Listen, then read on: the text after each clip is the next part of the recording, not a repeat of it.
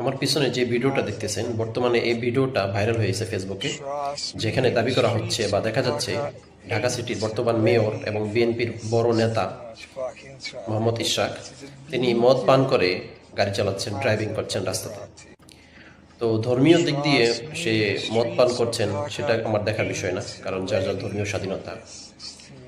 তবে যদি এই ভিডিওটা সত্যি হয়ে থাকে, তাহলে আমরা এমন নেতার কাছ থেকে কি আশা করতে পারি, যার হাতে পুরো ঢাকা সিটির আইন কানুন নিয়ম রক্ষার দায়িত্ব, সেই যদি মদ পান করে বা মদ খাওয়া অবস্থায় ড্রাইভিং করে এবং মুখে যা আসে তাই বলে, তাহলে এদের কাছ থেকে কি ভালো আশা করতে পারি ফলাফল আমরা?